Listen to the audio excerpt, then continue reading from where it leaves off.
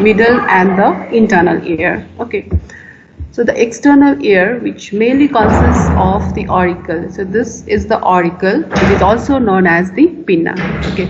And it also consists of the external acoustic meatus. So the external ear mainly consists of two parts, that is the auricle, which is also known as pinna, and the external acoustic meatus. So this part is the auricle and this is the external acoustic meatus. So both these parts consists of the external ear.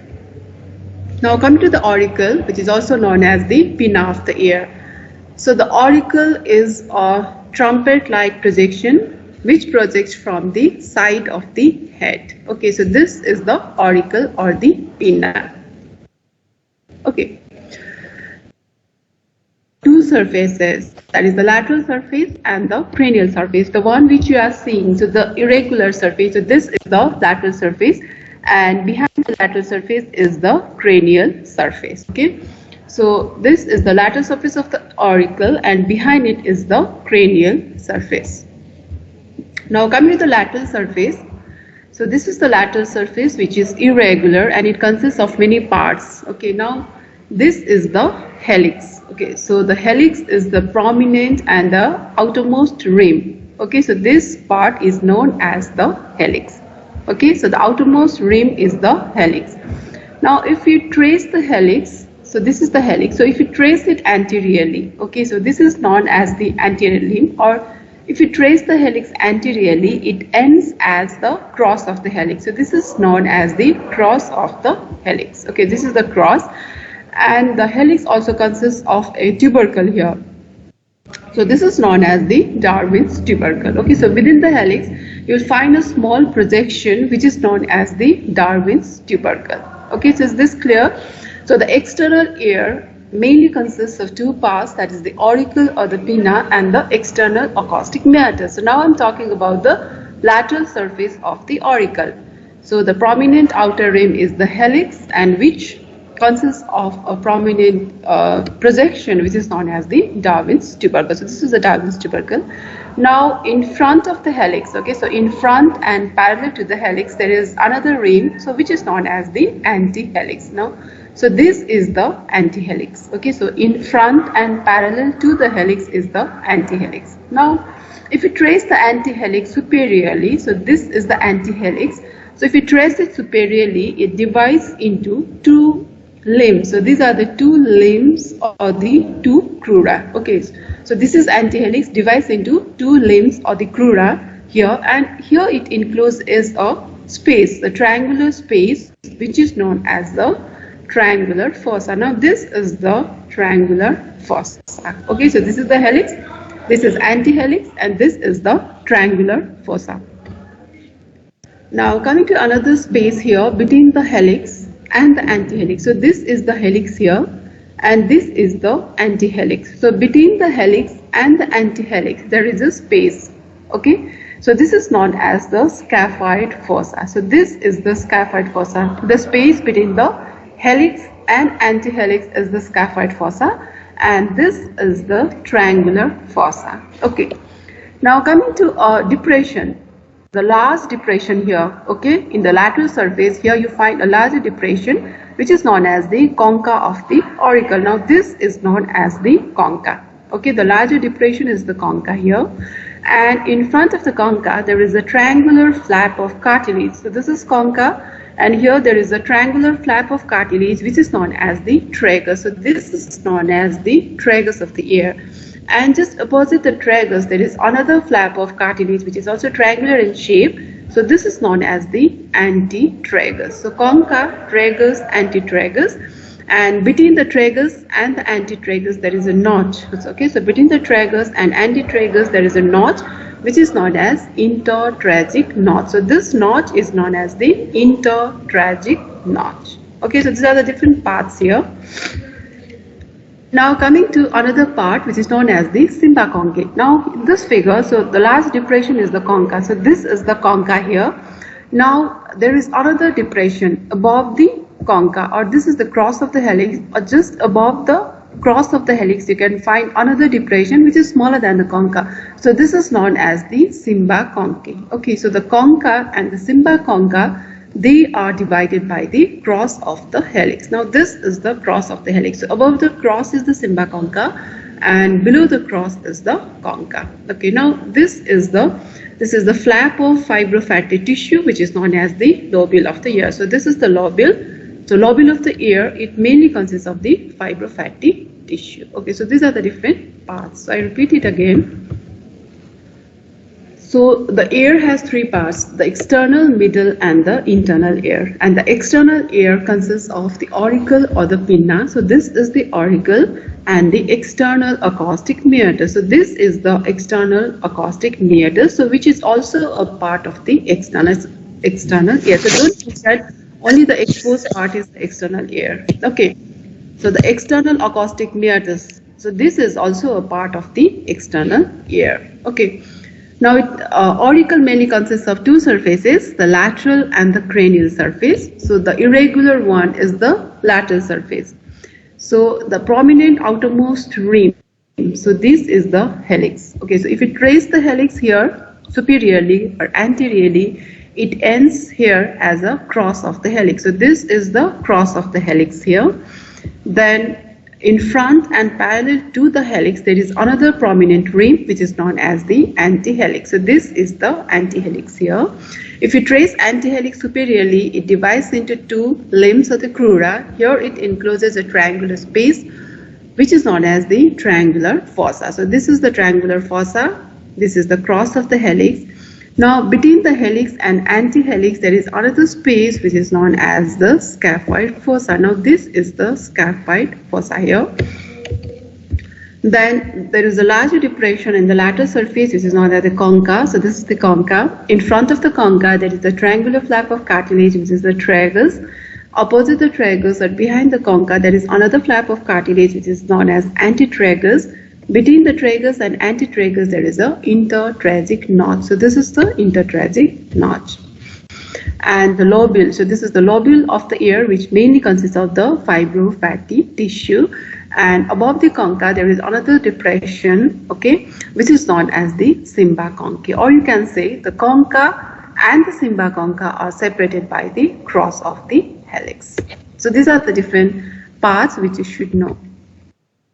Now, coming to the skin of the auricle, the skin of the auricle is very much tightly adherent to the cartilage. Okay, so especially in this surface, lateral surface, the skin is very much adherent to the underlying cartilage. Okay, and that's why whenever there is infection in the auricle, it is very much painful because the skin is tightly adherent to the underlying cartilage. Now, which type of cartilage you find here in the auricle? Anyone?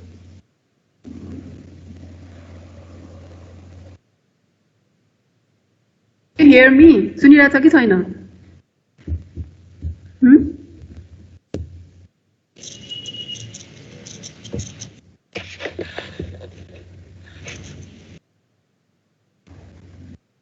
Cartilage is present in the auricle.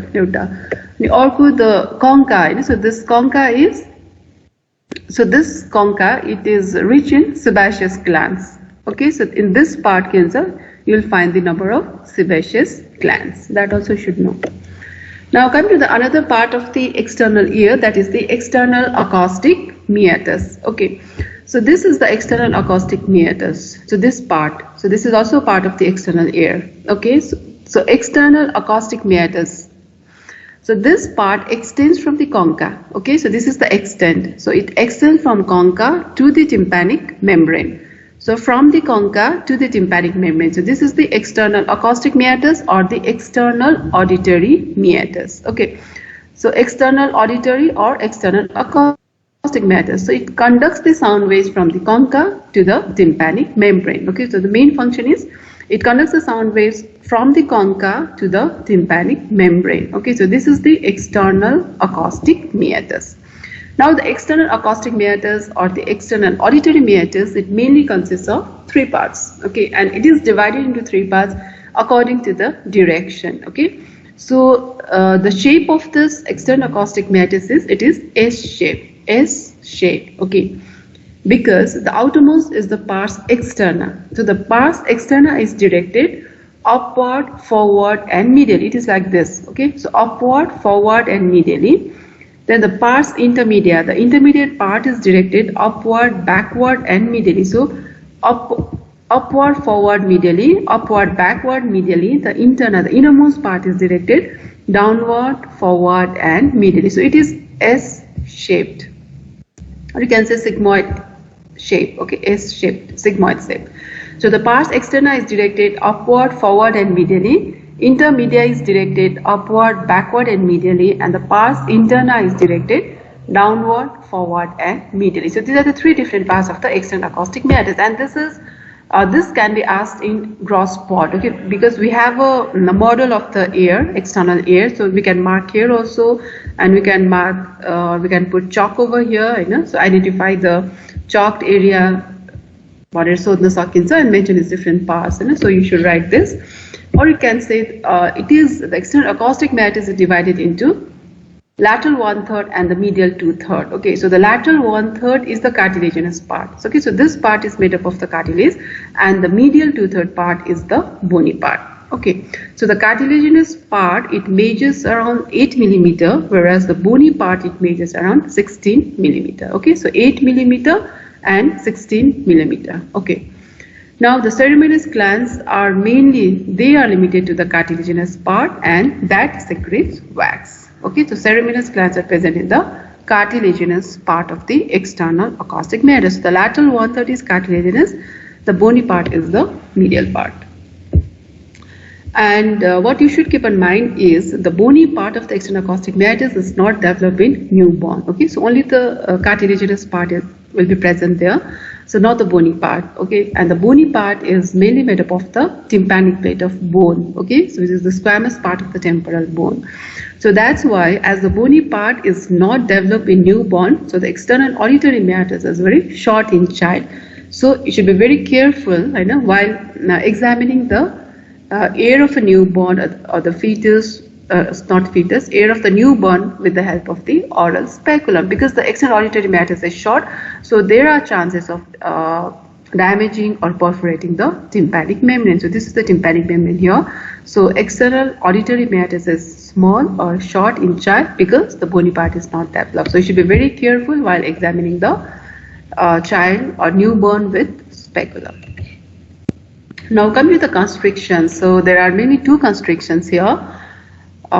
So one constriction is at the junction of the bony and the cartilaginous part, that is at the junction of the lateral 1/3 and the medial 2/3, and one is at the isthmus in the bony part. So that isthmus is the constriction which is present in the bony part of the external acoustic meatus, and that lies around 2 cm deep to the concha. So here there are two constrictions present in the external acoustic meatus where there are chances of getting a lodgement of the foreign bodies. Now coming to the nerve supply. So till now you know the different parts of the auricle, the two surfaces of the auricle. So here you can see, so this irregular is the lateral surface and this is the cranial surface of the auricle. Okay. Now come to the nerve supply. Okay. So it is supplied by the great auricular nerve, the lesser occipital nerve, the auricular branch of the vagus nerve. Okay, now the great auricular nerve. So here you can see this part. Okay, so most of the cranial surface. So this is the cranial surface. So most of the part of the cranial surface, as well as, so this is the lateral surface. So the posterior part of the lateral surface, which includes the helix as well as the antihelix. Okay. So most of the part of the cranial surface here and the posterior part of the lateral surface, which includes the helix, antihelix, and as well as the lobule here. So these parts are supplied by the great auricular nerve. Okay, so this is supplied by the great auricular nerve. Now come to the lesser occipital nerve. Now this part, okay, so that is the upper part of the cranial surface. So the upper part of the cranial surface, so this part is supplied by the lesser occipital nerve. Okay, so this is supplied by great auricular nerve, and this part is supplied by the lesser occipital nerve, that is the upper part of the cranial surface. Now coming to the anterior part, okay, so this part is supplied by great auricular. Now this part, the anterior part of the lateral surface, which includes the tragus as well as the cross of the helix. So this is the tragus here and the part of the cross here. So the anterior part of the lateral surface, so this is supplied by the auriculotemporal nerve. Okay, so this is supplied by auriculotemporal nerve. Now the green color part, that is the region of the concha. Okay, so the concha is supplied by the auricular branch of the vagus nerve, and this is important, can be asked in gross port as well as in the MCQ question. Okay, so the part of the concha is supplied by which nerve? So the concha is supplied by the auricular branch of the vagus nerve. So great auricular nerve here, so auriculotemporal nerve here, auricular branch of the vagus nerve here, and lesser occipital nerve. So here also same thing. Now coming to the arterial supply, okay, what are the arteries which supply the auricle? Now the anterior part of the lateral surface. Now this is the anterior part of the lateral surface, isn't it? So the anterior part of the lateral surface, so this is supplied by the anterior auricular branch of the superficial temporal artery. Now this is the superficial temporal artery here. So this is the anterior auricular branch. Okay. So superficial temporal artery, so these are the anterior auricular branch. So anterior auricular branch of the superficial temporal artery, so it supplies the anterior part of the lateral surface. Okay. Now come to the posterior auricular branch. So the posterior auricular branch of the external carotid artery. So this part, the posterior part of the lateral surface, is supplied by the posterior auricular branch of the external carotid artery, and it also supplies the cranial surface. Okay, so here, so anterior part of the lateral surface is supplied by the anterior auricular branch of superficial temporal artery, and the posterior, this posterior part of the lateral surface as well as the cranial surface is supplied by the posterior auricular branch of the external carotid artery. Okay, so this completes the part, that is the external ear. Okay. Now come to the middle ear. So in the external ear, what you should know is the surfaces, the auricle, the different parts. Then so you should know the different parts, the concha, the tragus, and the lobule where we usually pierce the ear. So this part is usually pierced.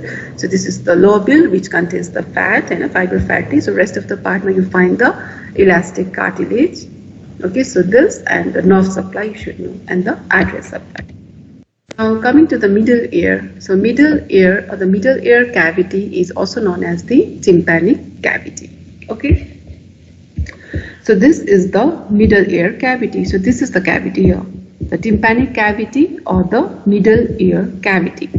So this cavity or the middle ear cavity is present within the petrous part of the temporal bone. Okay, so the middle ear lies within the petrous part of the temporal bone here, and middle ear cavity is filled with air. Okay, so it is filled with air and they are lined by the mucous membrane. Okay, so filled with air and they are lined by mucous membrane, and it assumes full adult size at birth. Okay, so at birth only it is of the adult size. And here you can see this is the cavity here, so it communicates in front here with the nasopharynx.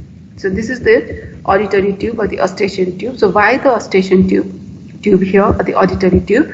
The middle ear cavity communicates with the nasopharynx here, and here it communicates with the mastoid antrum. Okay, so posterior to middle ear cavity lies the mastoid antrum. So here in front it communicates with the nasopharynx. So this is the middle ear cavity, also known as the tympanic cavity. Now come to the boundaries. So it's important. Okay, it can be asked in SAQ as well as in the MCQ. So come to the boundaries of the middle ear. So this is the middle ear cavity here. So it consists of the roof. Okay, so this is the roof, and the roof is formed by the tegmen tympani. Okay, so this is formed by the tegmen tympanic bone, and here the roof is pierced by the greater and the lesser petrosal nerve. Okay, so the roof is pierced by the greater petrosal nerve as well as the lesser petrosal nerve. So this is the, because in all the walls of the middle ear cavity you will find the nerves. Okay, so in the roof you will find the greater petrosal nerve as well as the lesser petrosal nerve. Now this is the floor. Okay, so this is the floor, and in the floor of the middle ear cavity you will find a jugular fossa, which lodges the internal jugular vein. So this is the internal jugular vein which is present in the floor. Okay, and this part, this floor is pierced by the tympanic branch of the glossopharyngeal nerve. So in the roof also you'll find a nerve, and in the floor also you will find a nerve. Okay, so that is the tympanic branch of the glossopharyngeal nerve. Now come to the anterior wall. So this is the middle ear cavity here, roof. So this is the roof, tegmen tympani. This is the floor. So this is the internal jugular vein. Okay, now this is the anterior wall. Okay, so this is the anterior wall. Now in the anterior wall of the middle ear cavity, so you can see there are 3 canals here. See, in the upper part there are 2 canals. So this is one, upper one, this is the lower. So there are 2 canals in the upper part, and this is the lower part. Okay, see, in the upper part of the anterior wall of the middle ear cavity, so here you will find a tensor tympani muscle. So this is the tensor tympani muscle, and in the lower part the another canal lodges the auditory tube. Okay, so this is the pharyngotympanic tube or the auditory tube. So this is the upper one is the tensor tympani muscle, and this is in the lower part you will find the auditory tube. Okay, so in the lower part of the anterior wall there is a bony carotid canal which lodges the internal carotid artery. Okay, so this is the internal carotid artery which is present in the lower part of the anterior wall of the middle ear cavity. To the posterior wall here, this is roof. Okay, so this is roof, this is the floor. So this is the anterior wall here, and this is the posterior wall. Okay, now in the posterior wall, so this is the posterior wall. So here you have an opening, okay, so which is known as the adductus to the mastoid antrum. Okay, because just said the middle ear cavity. Okay, so posterior to the middle ear here, the middle ear cavity posteriorly it communicates with the mastoid antrum. So this is the adductus to the mastoid antrum. Okay, adductus to mastoid antrum, because posteriorly there is a mastoid antrum. Okay, and here in the posterior wall, here you find the facial canal which lodges the facial nerve. So this is the posterior wall which contains the facial canal, and this is the facial nerve within the canal. Okay, so this is the posterior wall. Now come to the medial wall. Now this is the medial wall. Okay, so roof, floor. So this is the anterior wall. So this is the posterior wall, and this is the medial wall. Now in the medial wall of the middle ear cavity you will find a bulged part, bulged area, so which is known as the promontory. Okay, so this bulged part or bulged area is known as the promontory. So this is the promontory. It is a rounded elevation. Okay, so the promontory is a rounded elevation which is formed by the basal turn of the cochlea. Okay, the cochlea it's a part of the internal ear, which is turned here. So this promontory, okay, so it is formed by the basal turn of the cochlea. So the cochlea is a part of the internal ear. Okay, now within the middle wall you will also find the oblique part of the facial nerve. So here this is the facial canal here. Now this is the oblique part of the facial nerve. Okay, and here you can see you can also find the 2 openings here. Okay, so the upper one which is oval in shape, so this is known as the fenestra vestibuli. So the opening which lies above and behind the promontory, this is known as fenestra vestibuli, and below and behind you'll find another opening. So the upper one is oval in shape, whereas the lower opening is rounded in shape. So the rounded one, this is known as fenestra cochlea. Okay, so fenestra vestibuli, fenestra cochlea. So these are the structures you find it in the medial wall of the middle ear. Okay, so all these are important because all this can be asked in SAQ. Now coming to the lateral wall of the middle ear cavity. Now which is the lateral wall here? See, this is the middle ear cavity here. So this is known as the cochlea. So the cochlea, when it takes a turn, okay, when it takes a turn and turn, the basal end of the cochlea, so that produces the promontory in the medial wall. Now this is the lateral wall here. Okay, so this is the lateral wall, this is the tympanic membrane. So the medial surface of the tympanic membrane, so this part, the medial surface of the tympanic membrane, okay, so that forms the lateral wall of the middle ear cavity. So this is the lateral wall, this is the medial wall here. Okay, so the medial surface of the tympanic membrane, so the medial surface of the tympanic membrane forms the lateral wall. Okay, so these are the different boundaries of the middle ear cavity. So you should know within which bone it lies. So it lies within the petrous part of the temporal bone, filled with air, lined by mucous membrane. It assumes full adult size at birth, and you should know its communication. So in front it communicates with the nasopharynx, behind it communicates with the mastoid antrum. That is the boundaries, the roof, the floor, the lateral wall, the medial wall, and the anterior wall and the posterior wall you should know. And in all the walls you will find the nerves, isn't it? See here, greater lesser petrosal, the tympanic branch. Here in the medial wall also you will find the oblique part of the facial nerve. In the posterior wall also you will find the facial nerve here, isn't it? So in the anterior wall you will find the sympathetic plexus around the internal carotid artery. So in all the walls you will find the nerves. Now come to the tympanic membrane, which is also known as eardrum. So this is how the tympanic membrane looks. It is oval in shape, it is semi-transparent, it is pearly gray in color, and it is a trilaminar membrane. Okay, so it is made up of 3 layers, a trilaminar membrane. So this is how the tympanic membrane is placed. Okay, so this is auricle, external acoustic meatus. This is the tympanic membrane here. So this is the middle ear cavity, and this is the internal ear. Okay, so this is the external, till here is the external ear. So the tympanic membrane, it separates the external ear from the middle ear. Okay, so this is the tympanic membrane, separates the external ear from the middle ear, and this is the internal ear. Okay, so this is the tympanic membrane, oval in shape, and it is placed obliquely. See, it is placed obliquely. In case of child cancer, it is placed horizontally. Okay, but in case of adult cancer, it is placed obliquely. Okay, so the tympanic membrane is placed obliquely like this, and this is how it looks: oval, pearly gray, trilaminar membrane.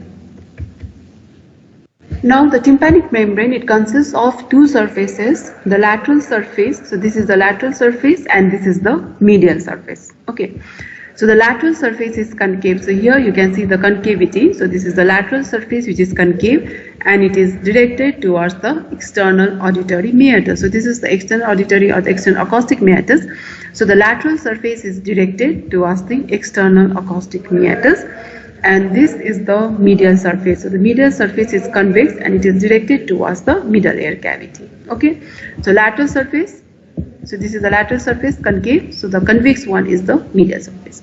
Now here in the medial surface, here you find a maximum convexity. So there is a point where the tympanic membrane is convex at its maximum. So here, so that maximum convexity is known as umbo. Okay, so this umbo, U-M-B-O, umbo. So what is umbo?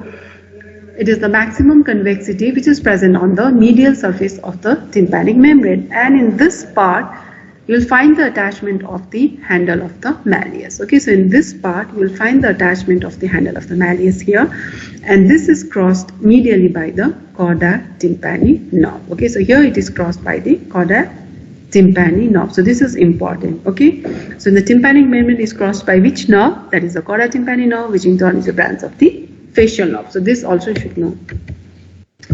Now come to the parts of the tympanic membrane. So here you can see, so this is the handle of the malleus. Okay, so this is the tympanic membrane.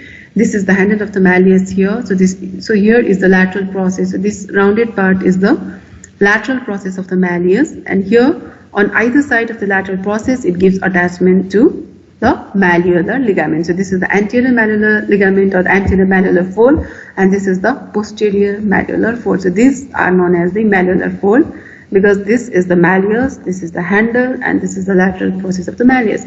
So this is how it is, the handle of the malleus is attached to the tympanic membrane, that is on the medial surface.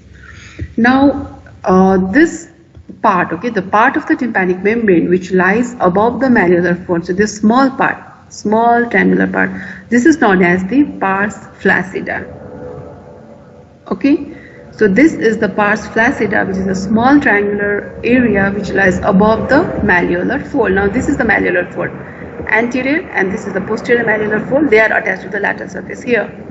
Now the rest of the remaining part of the tympanic membrane, you can see. So the remaining part of the tympanic membrane, I know. So this part is known as the pars tensa. Okay. Now pars flaccida. So this part is loose. Okay. Whereas the pars tensa is very much tensed. Okay.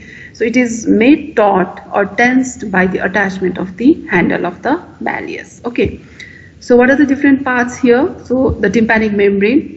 So the upper one, the small part, is the pars flaccida, whereas the lower part, you know, so this is known as the pars tensa. So pars flaccida, so this is pars tensa, and it is made tensed by the attachment of the handle of the malleus. So this is the handle of the malleus here.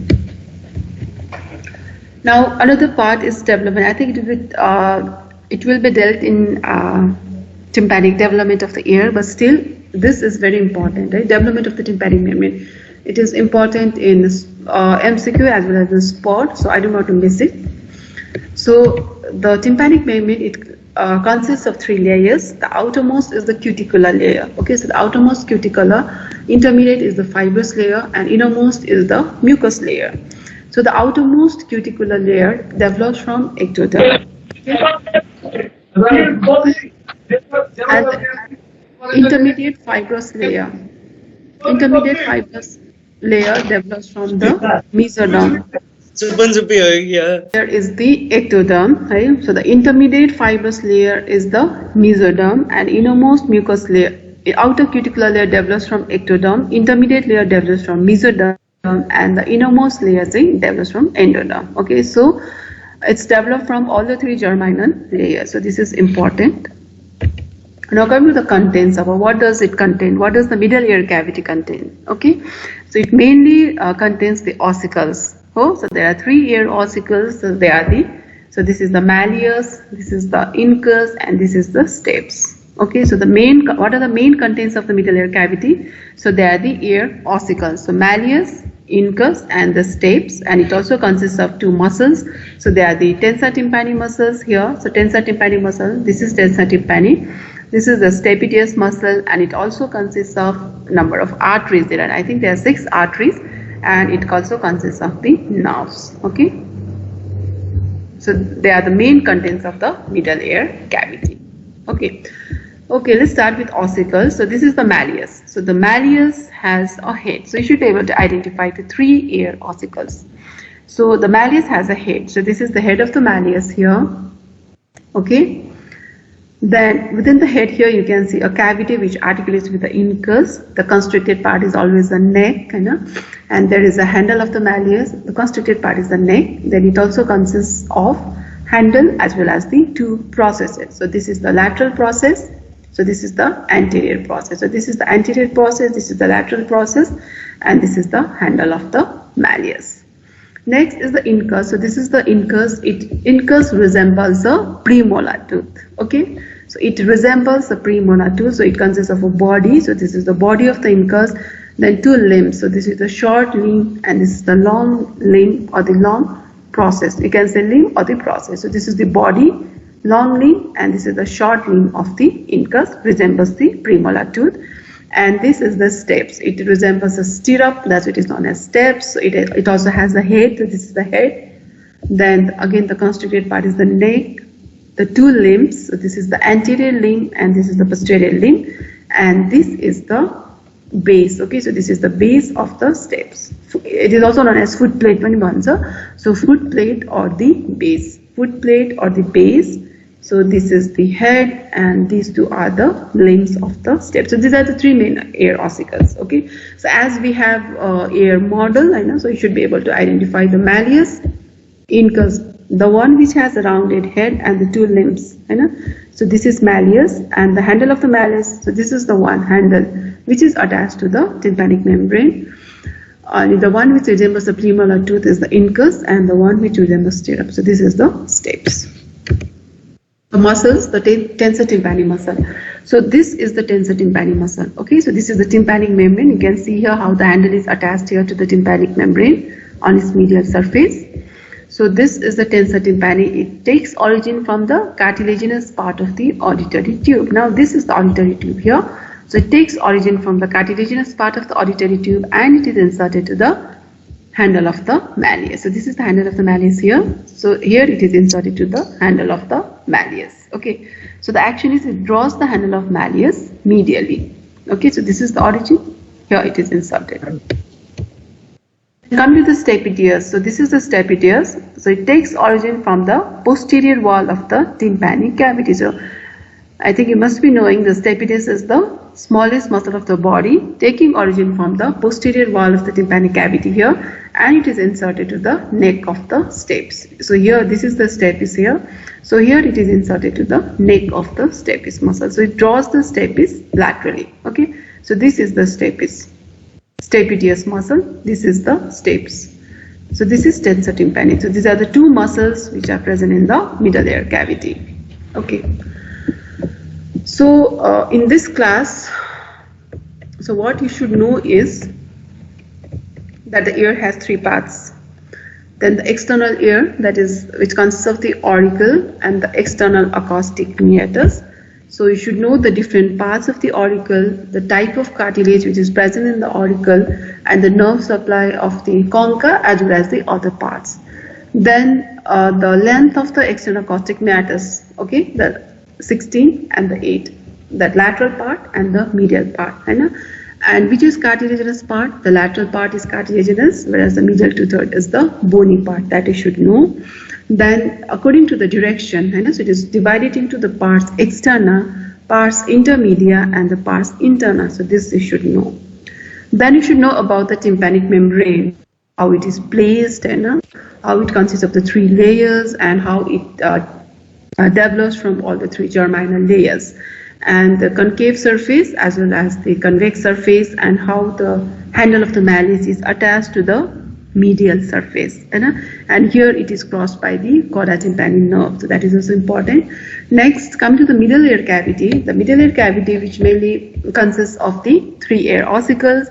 It consists of a number of arteries and the nerves, which are present in all the walls as well as the floor and the roof, and the two muscles. So they are the tensor tympani muscle and the stapedius muscle.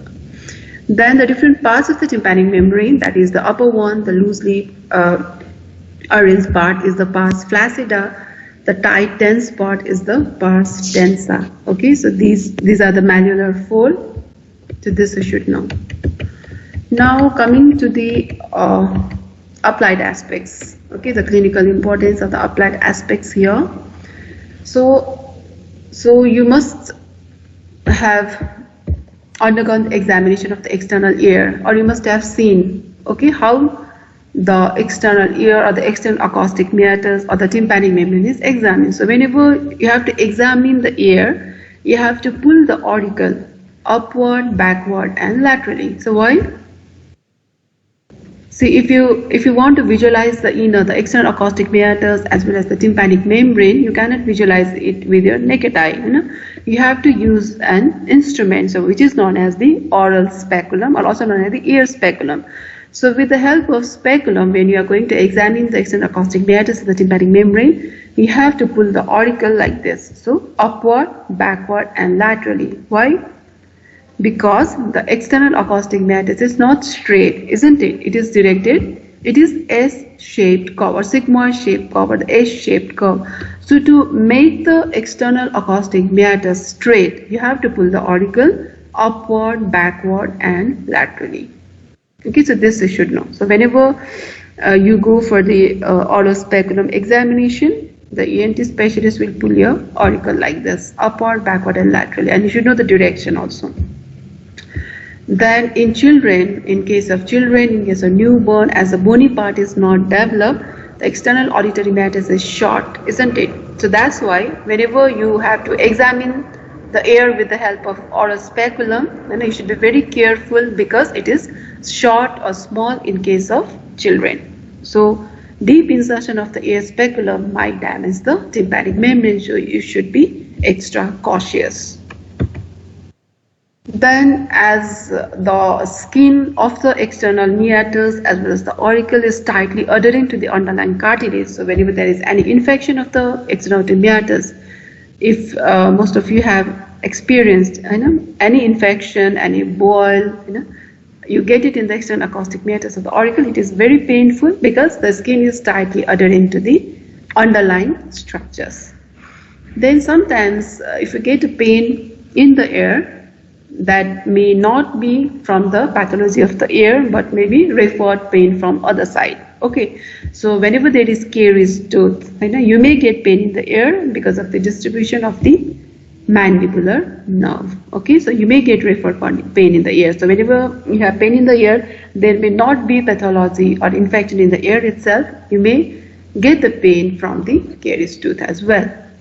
Now earwax, the ceruminous glands, isn't it? The ceruminous glands are present in the concha or in the lateral part of the external acoustic meatus, which secrete the earwax. Okay, so whenever there is presence of the wax, what happens? It blocks the meatus, so it impedes, it blocks the transmission of the sound waves. Then other advantage is it prevents entry of the insects, so the earwax is secreted by the ceruminous glands. And it also helps to maintain the warm and humid environment for the vibrations of the tympanic membrane. Now, as I said, there are two constrictions in the external auditory meatus. So, one at the junction of bony and the cartilaginous part, and other at the isthmus, which is 2 cm deep to the concha. So, at the constricted part, as these two constricted part, there are chances of getting loss of the foreign body. Okay, next is sometimes whenever there is earwax and impacted in the external acoustic meatus, so what happens?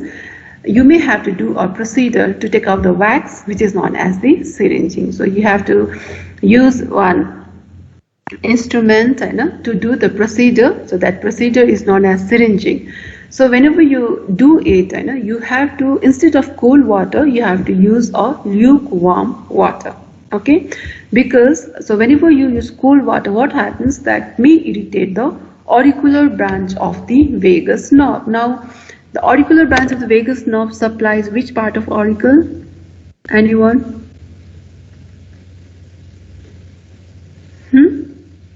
Auricular branch of vagus nerve supplies which part of auricle? Concha. Concha. Okay. I think most of you are sleeping. Positive demo I'll ask you all these.